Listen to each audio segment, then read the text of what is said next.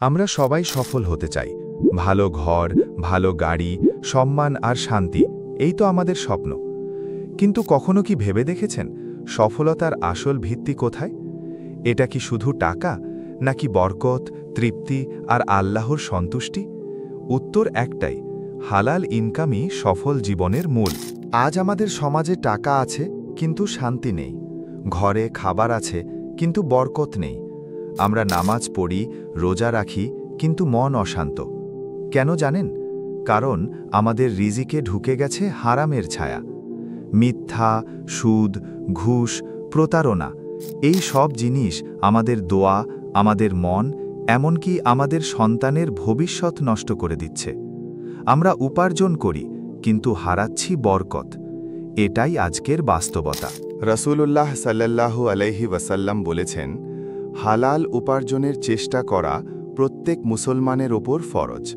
ইবনে মাজা।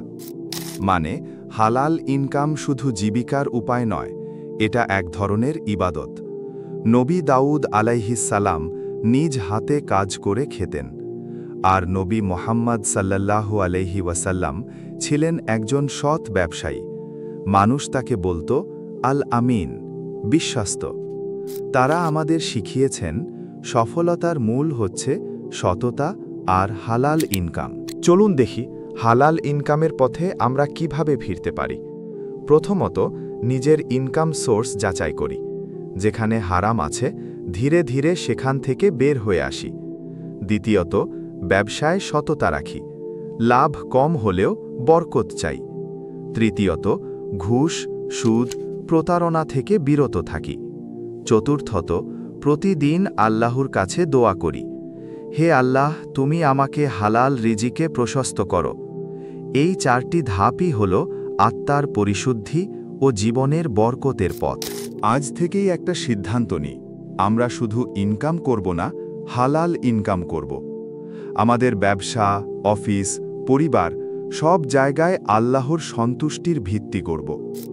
আল্লাহ বলেন, যে আল্লাহকে ভয় করে, আল্লাহ তাকে এমন জায়গা থেকে রিজিক দেন যেখান থেকে সে কল্পনাও করতে পারে না। সূরা আত-তালাক ৩। যদি আমরা হালাল হারামের পার্থক্য ভুলে যাই, তাহলে হয়তো টাকায় ভরে যাবে ঘর, কিন্তু মনের শান্তি হারিয়ে যাবে। হারাম ইনকামের আগুন ছোট মনে হলেও তা পুরো জীবন জ্বালিয়ে দিতে পারে। আর যদি আমরা হালাল ইনকাম বেছে নিই, তাহলে আল্লাহ আমাদের জীবনে আনবেন বরকত, দোয়া কবুল হবে, আর ঘরে আসবে প্রশান্তি ও ভালোবাসা। হালাল ইনকাম শুধু টাকায় নয়, এটা আত্মার পবিত্রতা, এটা আল্লাহর সন্তুষ্টির চাবিকাঠি। তাই মনে রাখুন, হালাল ইনকামই সফল জীবনের মূল।